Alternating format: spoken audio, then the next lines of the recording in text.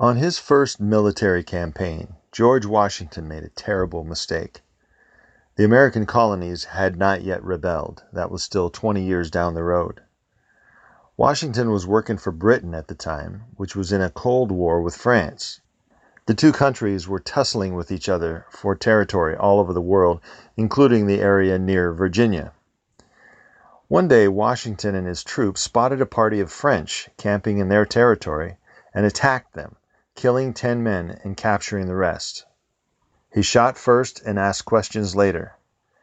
He found out it was a diplomatic party, and one of the men he killed was an important French ambassador. Washington had made a huge mistake. The two major military powers of that time ended their Cold War and entered a hot war. Imagine for a moment that you were Washington and you made that mistake. What would you tell yourself about it? How would the mistake fit into the overall pattern of your life? In other words, what kind of story do you live in? Where do you think you come from? And where do you think you're going? You live by a story. Have you ever thought of it that way? Each of us has a story, and we are the main character in that story. If I interviewed you for a couple of weeks, I could probably piece together a coherent story that you live by, even if you've never really thought about it yourself. It's your life story, and it contains within it the meaning of your life. For example, one story Washington could have told himself was, "I am destined for failure." His father died young. His mother was a nag. Compared to his contemporaries, he was poor. Killing the French ambassador could have been the final straw. He might have concluded that he wasn't cut out for military work and given up, climbed inside a bottle, and we would never have heard of him. That's one possible story. That's one context within which he could have lived his life. And do you see that the story leads to certain feelings and certain actions consistent with the story?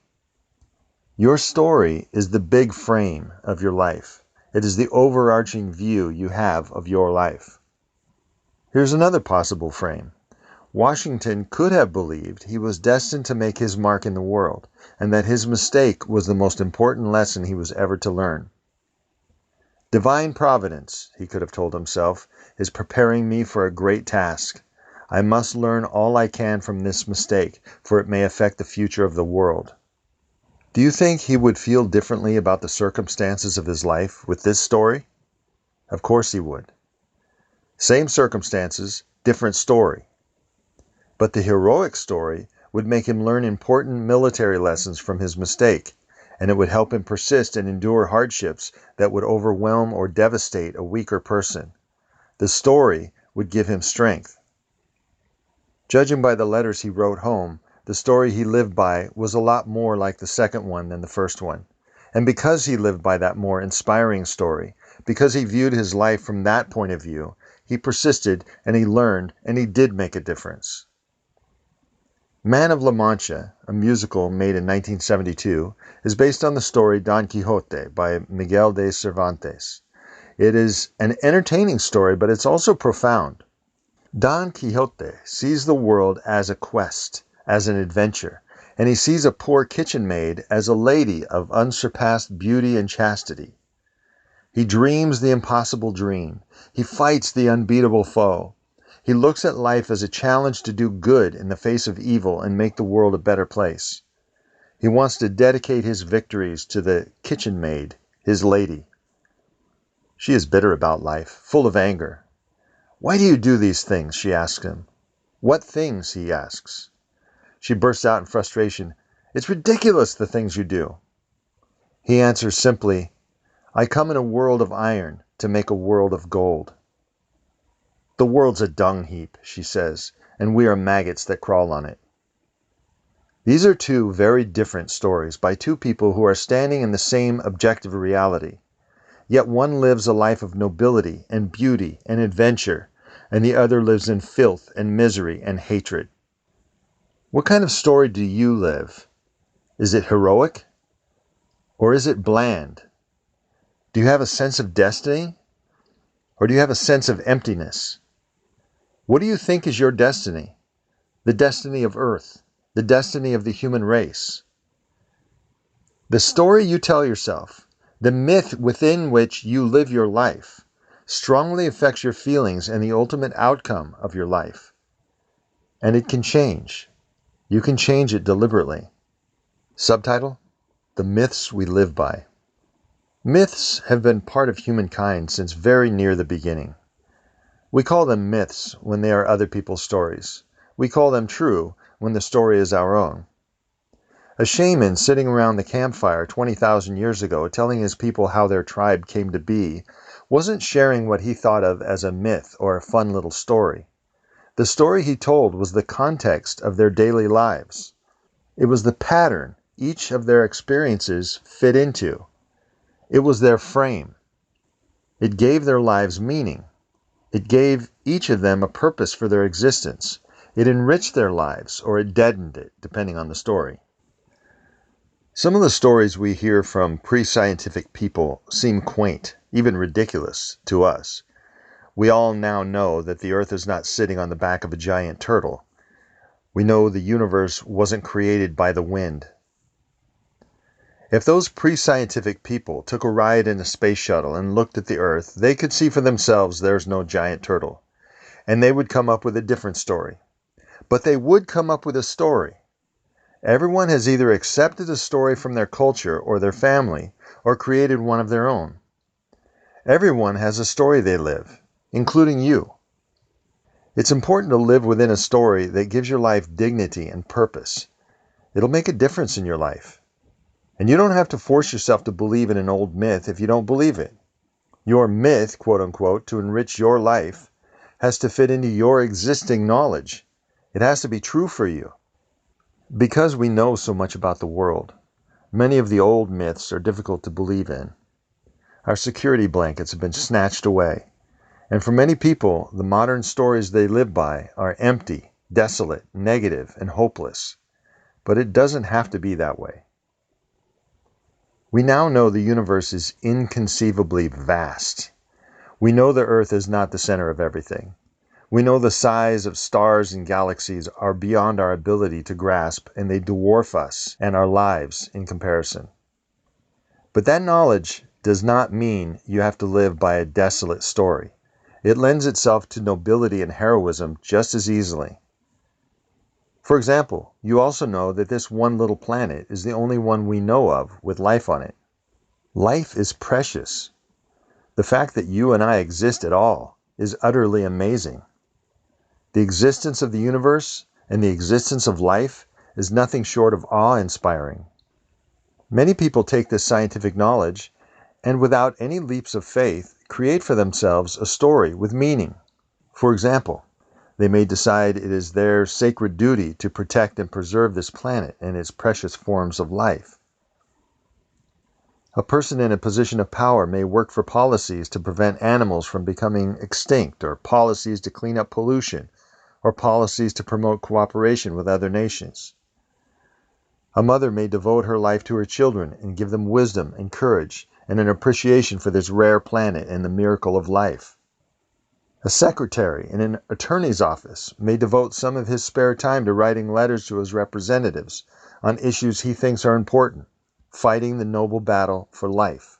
Anybody in any position may play an important and even crucial part in the way things unfold in the future. You may make an important difference. You don't think so? Neither did George Washington in the first part of his life. And what if he hadn't helped lead the colonies to their fight for freedom? What if he was the crucial difference and we lost the war? What if our experiment with democracy and human rights had failed? It was not a self-evident truth. It was an invention. It never existed in the long history of our species. If the colonists' fight against the King of England had failed, would kings and fascist dictators rule the world today? Would the idea of individual human rights have disappeared? Who can say what a difference he made? Who knows what difference you will make? Your life isn't over. In the struggle for the right of women to vote in the United States, one obscure man made a difference. He was a representative in a small state. I don't even know his name. But the right of women to vote, which had won in the Senate by only one vote, had to win in the House, and it did, again, by one vote. And that one vote was our hero, a representative in a small state who was expected to vote against it. But his mother wrote him a letter and urged him to do the right thing. Her letter moved him, and he voted, and the world has never been the same. His mother may not have done another significant thing in her life, but what she did made a difference to hundreds of millions of women and the future of the United States and the world. All those small acts of integrity she committed in her life that earned her son's respect led up to that one important moment when she changed his mind and changed the lives of millions forever after. Each small, relatively meaningless act of her life, when cast in this new frame, had meaning and purpose. She may have realized that, maybe not.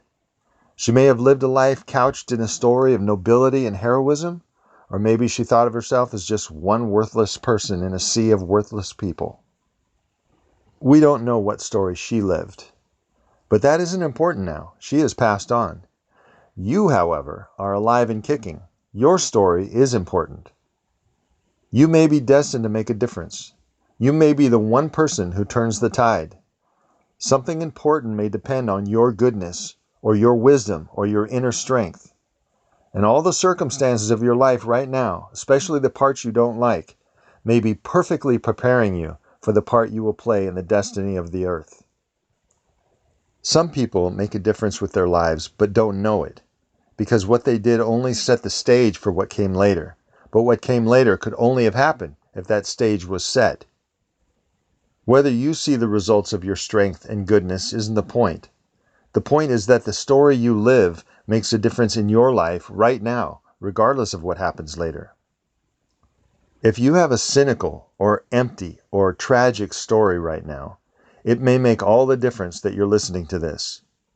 This may be your turning point, and your belief that it is your mission to do what you can may be what keeps you trying against the odds, and it may be that because you try against the odds, you make a crucial difference. Your story is to some degree a self-fulfilling prophecy. Make it a good one. Create a story that gives you dignity and purpose and meaning and strength of character. Teach that story to your children. You may be the one. The end. This has been an excerpt from the book, How to Change the Way You Look at Things in Plain English. This is Adam Lee Kahn on The Atom Bomb. This Atom Bomb podcast episode is sponsored by Anchor, a podcast platform, the one I'm using to make this podcast. It's super easy to use and allows you to easily create your own podcast. You can record and edit your audio right onto the app. In fact, you can do everything on your phone. Anchor also makes it easy to monetize your podcast and get wide distribution. Anchor automatically makes your podcast available on Apple Podcasts, Spotify, Google Podcasts, and more. You can download the Anchor app for free or go to anchor.fm to get started.